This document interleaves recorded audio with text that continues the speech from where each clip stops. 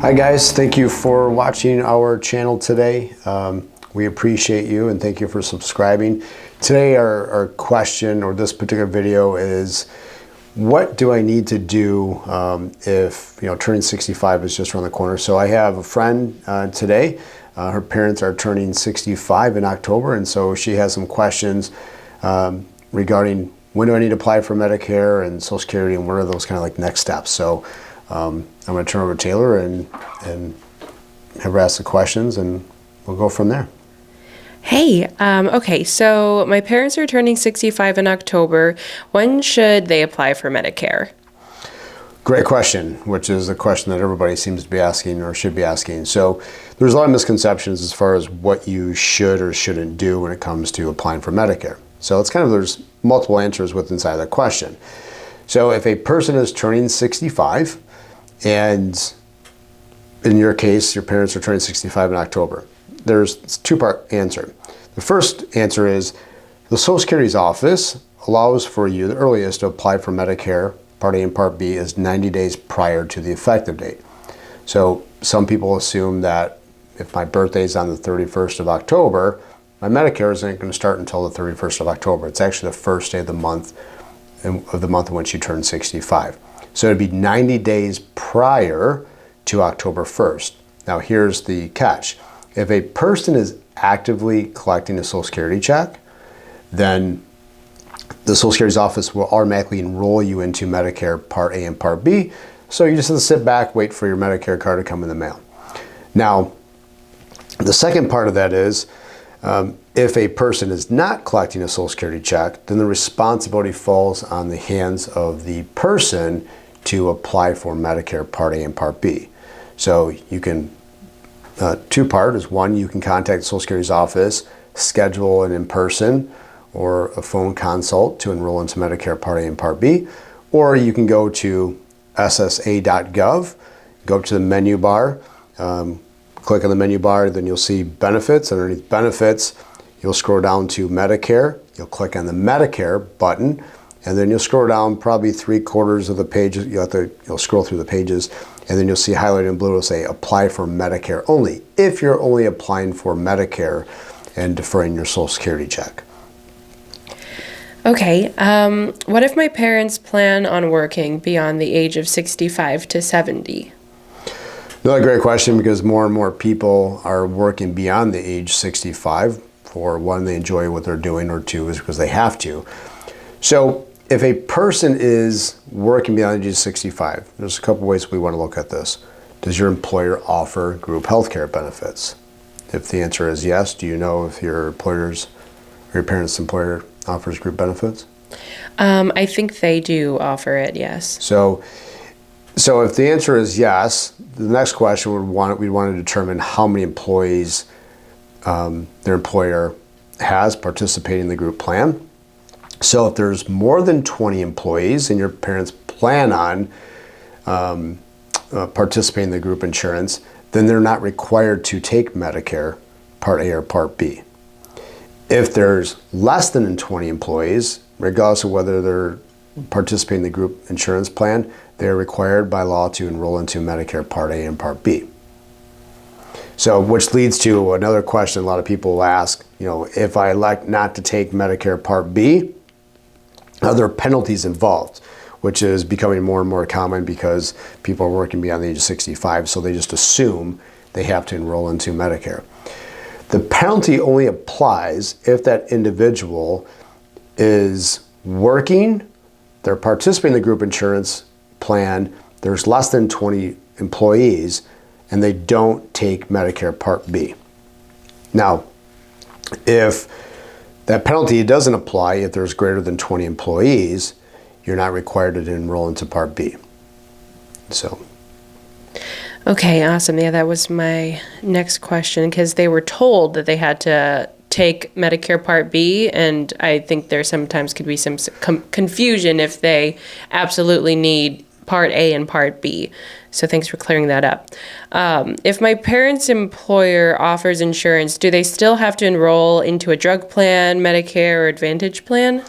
No. So if they're, let's just, again, if they're participating in that group plan, and they're going to continue maintaining that coverage, then you're not required to. Just make certain that the number of employees are participating are greater than 20. And if it's less than 20, you have to take Medicare Part B. Now, you don't have to take the insurance, but you are required to take the Medicare Part B. Now, what we would do is we would identify, does it make sense to continue with the group insurance plan? Because a lot of people just assume that because my employer offers group health insurance, that's in my best interest just to maintain that coverage. So what we're going to do is we're going to look at the cost of the insurance through the employer, what you're contributing on a monthly basis is taken out of your Social Security check, or I'm not sorry, your Social Security, but your pension check, or if you're working and you're actively collecting a check, naturally, where does that cost come out of your check versus does it make sense to go on Medicare and a Medigap policy? So we really want to look at each individual independently and make certain that you're making the best decision for you, your spouse, and what your next steps are. Okay, great. Thank you so much for answering all those questions for me. I definitely was left very confused after having a few conversations with my parents, so that really helped clear things up, and I look forward to having them sit down with you to go over everything for their future. The other thing too, I would point out, because people applying for Medicare, but then when you're applying for an insurance policy, if they so choose, that's their next steps, after we were to do a discovery as far as what's in their best interest, applying for a Medigap plan, also known as a Medicare supplemental insurance, you can apply for those without applying for Medicare up to 6 months out from the effective date. So people get confused applying for Medicare and applying for an insurance policy coincides in the same timeline. Now, applying for a Medicare Advantage policy, you have to wait until you received your Medicare card, and then you can apply within that 90 days. Same thing would apply when you're applying for a drug plan. When it applies to a Medigap policy, and again, also known as a Medicare supplemental insurance, some of the carriers will allow you to apply within 6 months prior to the effective date, which I always suggest because a lot of the insurance carriers, not all of the carriers, but a lot of them will apply when you apply 6 months prior, they'll honor that rate at that particular time so let's say, for example, your Medigap plan was $150 a month in premium. You apply for it now, and then the policy isn't starting until August 1st. They'll honor that rate that you're applying for now. So in the event that you decide, hey, you know what, I'm just going to kind of wait a little while until I'm a little bit closer to August 1st and then apply, the rate today may not be the same, in May or June or July.